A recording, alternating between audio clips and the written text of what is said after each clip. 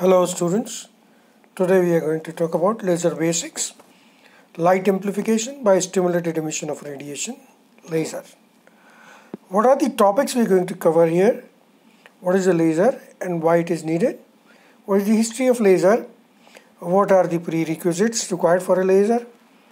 Why not a two energy level system to build up a laser? What is the population inversion? What is the condition for population inversion for generating stimulated emission, and what is the condition for light amplification? As you all know, when you talk about the word laser, you say light amplification by stimulated emission of radiation. That means it has two processes involved. Firstly, you need to have stimulated emission, and then the amplification takes place because of the stimulated emission. That is why you call it the word laser.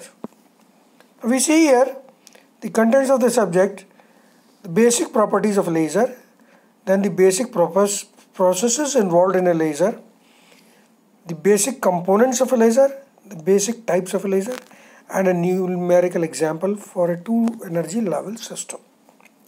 You can see and get an idea what are the prerequisites required for the subject.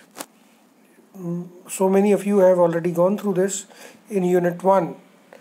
The introduction to dual nature of light, introduction to dual nature of matter, de Broglie's hypothesis, Schrodinger wave equation, black body radiation, then photoelectric effect, matter radiation interaction, energy absorption and radiation, stimulated absorption, spontaneous emission, and stimulated emission.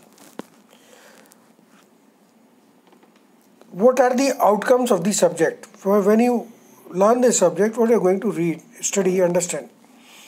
After this study, you will be able to understand the concepts of emission and absorption of photons, the amplification mechanism of photons, and so on. Now we have a look at the historical development. The idea of stimulated emission was first predicted by Albert Einstein in the year 1917.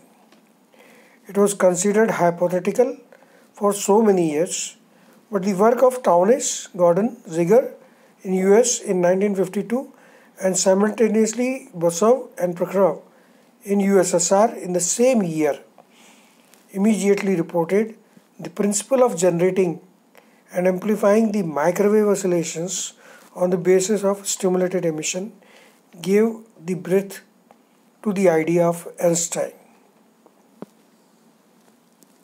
And you can see that on the basis of the theories propounded, the first measure, that is microwave amplified by the stimulated emission of radiation of the world, was developed in 1954, taking a two energy level system.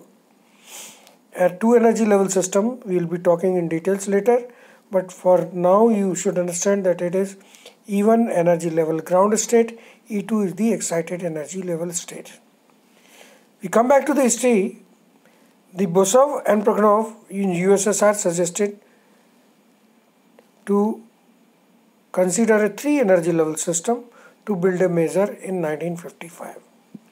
But again in 1958, the same group thought about extending, in USSR and USSA separately, thought about extending the concept of measure to the optical frequencies. Hence, we generated the word light amplified by the stimulated emission of radiation. And that is the year 1958 where the word laser was born. And 1960 marks as the first year where the first working laser, a pulsed ruby laser, was developed by Ted Mayman. Now let us have a look at what is the difference between an ordinary light and a laser light and why we need to study a laser. When we say ordinary light, it is divergent and incoherent, whereas a laser light is highly directional and coherent. Normally you cannot use a laser light to illuminate an object, but with the advent of optical fibers, a sharp source with a single wavelength was required, hence lasers came into picture. Ordinary light is mostly unpolarized, whereas light from a laser is polarized. That is, ordinary light is polychromatic in nature, contains all the colors of light, whereas light from a laser is monochromatic in nature. Now we extend the difference in ordinary and laser light to a separate entity. We say that when we talk about a laser, we have three different things in a laser that we don't have in ordinary light. First is intensity, because the intensity of a laser beam is much more higher than that of an ordinary light. What is the reason? The reason is that there is more number of photons present per unit area in a laser beam as compared to a ordinary light.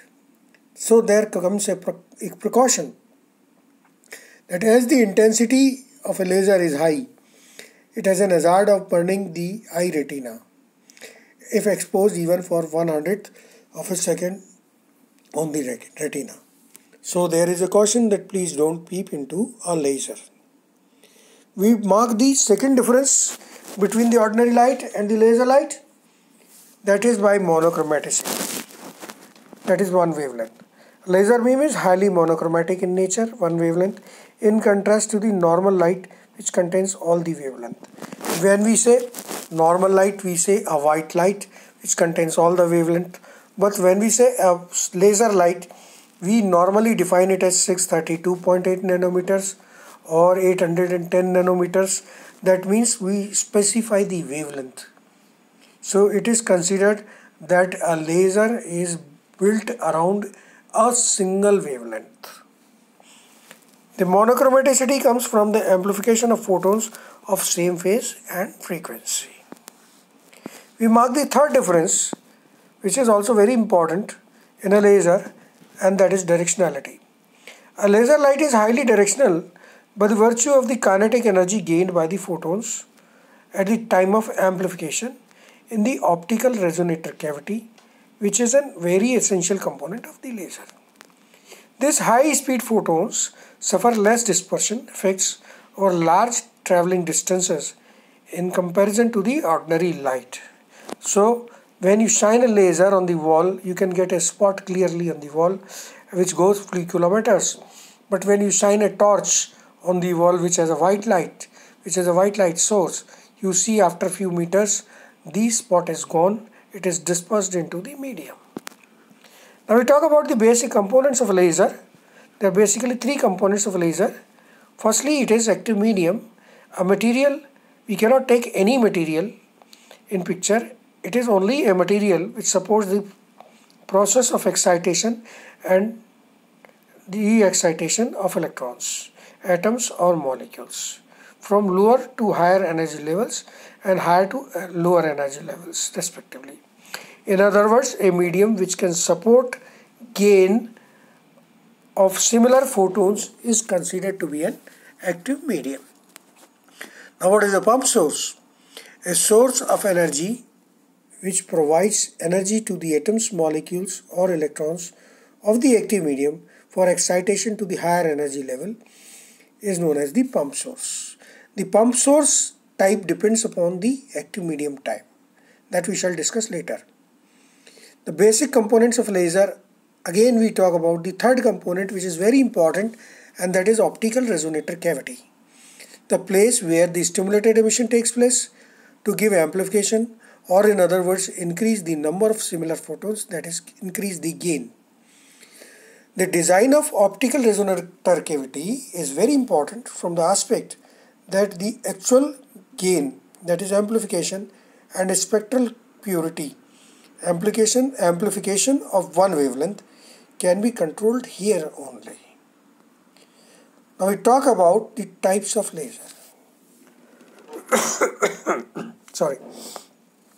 Normally we have solid state laser, a liquid laser, a gas laser and a semiconductor laser. The working concept of solid, liquid and gas is almost the same, whereas a semiconductor laser has a different working, but it can be designed for lesser outputs. We talk about certain facts for the active medium. If an active medium is a solid material, it forms a solid state laser. but if the active medium is a liquid, then it is a liquid laser.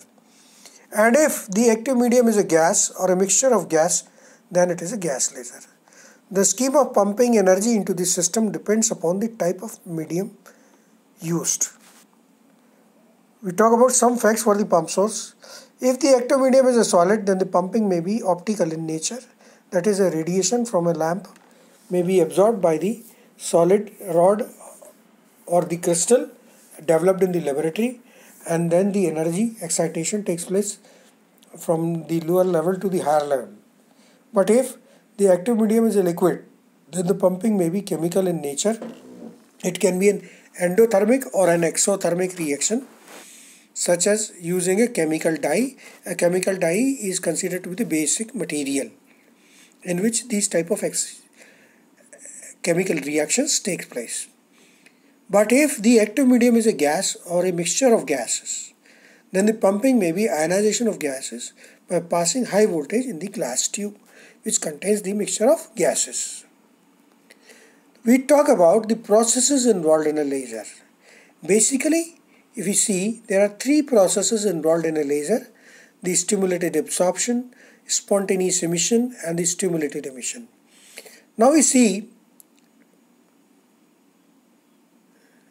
these three are basic processes involved in building a laser system, where the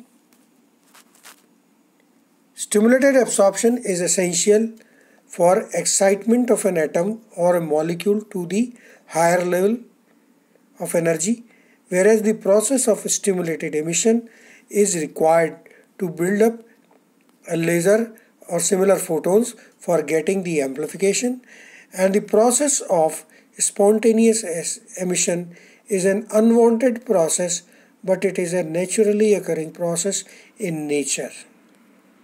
It cannot be avoided. However, the measures can be taken to reduce the spontaneous emission. You can see the figures here.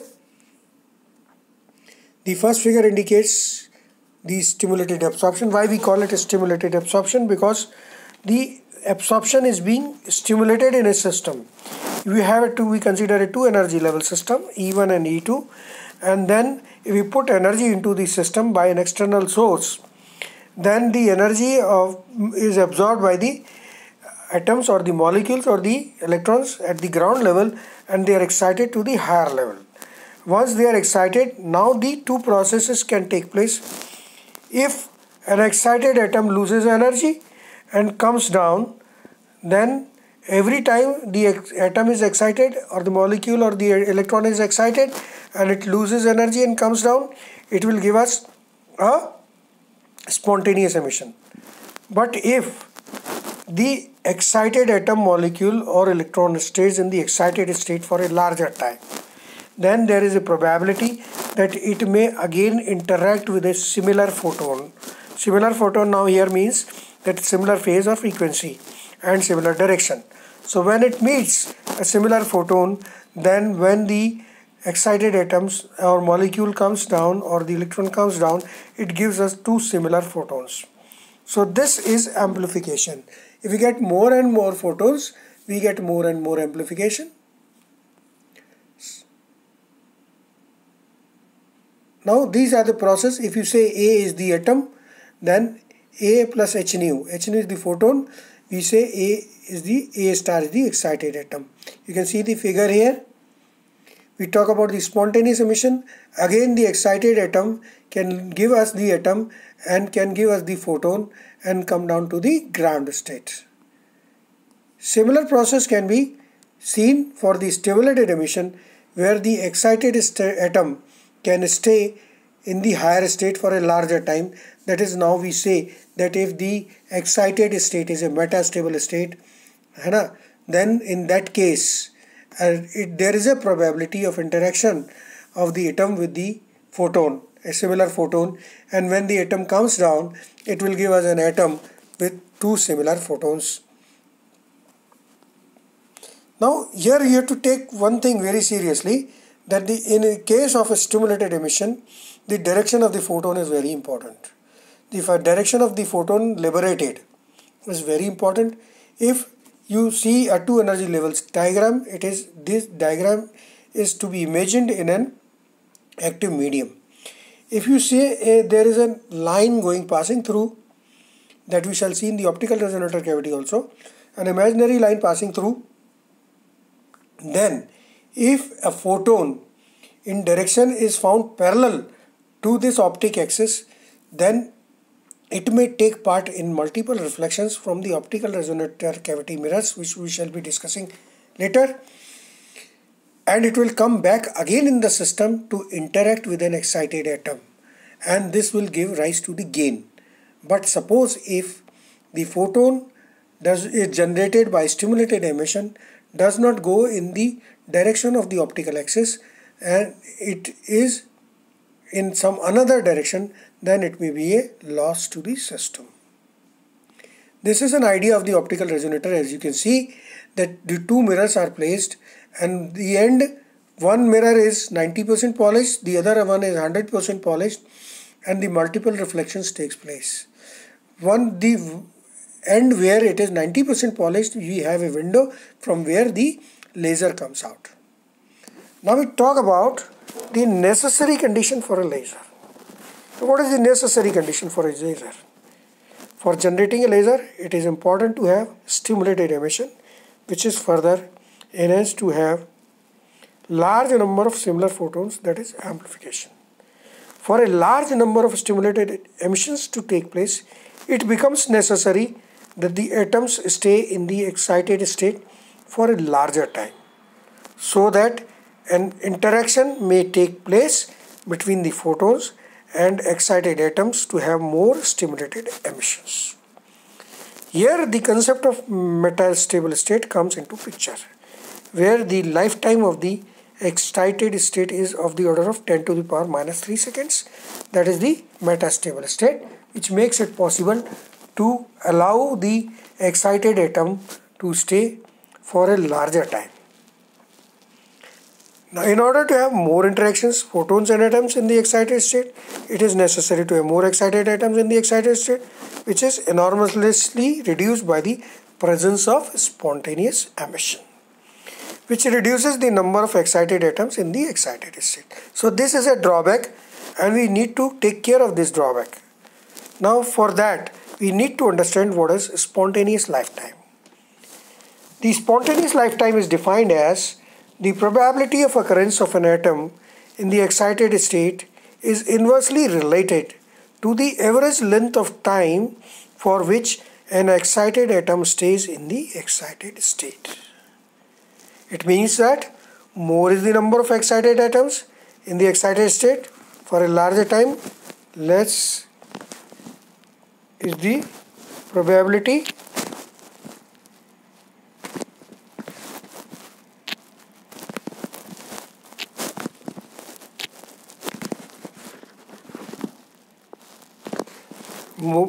it means that more is the number of excited atoms in the excited state for a larger time, less is the probability of occurrence of a spontaneous emission, and at the same time more becomes the probability of occurrence of stimulated emission, because the probability of interaction of photons with the excited atom increases. Now, what is population inversion? Why we call it population inversion and why it is needed? Let us try to understand this. The basic need to have more excited atoms in the higher state or higher energy level for better chances of stimulated emission. This is necessary. So the condition can be achieved only when most of the atoms in the ground state absorb energy from the pump source and move to excited state, which means the population of ground state, which was maximum at initial state when the energy was started pumping into the system before the stimulated absorption, will reverse with excited state, that is the population of higher energy state should become more after a lapse of time, and this is termed as the state of population inversion and is an essential condition for sustaining the stimulated emission. Now let us see what is the condition for population inversion. Here, since we are talking about a collection, a group of energy levels. Why we are talking about a group of energy levels? You can take an example here. Suppose we have one sodium atom. We take the electronic configuration of the sodium atom. We say, we say 1s2, 2s2, 2p6 and 3s1 is the electronic configuration of sodium atom. So you see one valence electron in the outermost shell, which is very active. But if we have a sodium material, what will happen? So many valence electrons will be present, and each valence electron corresponding to some energy level. So instead of having a sharp energy level, here we will be having a continuum of energy. So same continuum of energy is being represented by Em, and the Maxwell-Boltzmann distribution is applied here because now it is a system of particles, and the probability of atoms having energy Em is given by Pem proportional to e to the power minus Em upon kBt, where kB is the Boltzmann constant, T is the temperature in Kelvin. Thus, the number of atoms in the energy level Em is given by N capital is equal to Npm. Pm is the probability. So, for a two energy level system, if we try to find out the number of atoms, N is the number of atoms per unit volume in either energy level.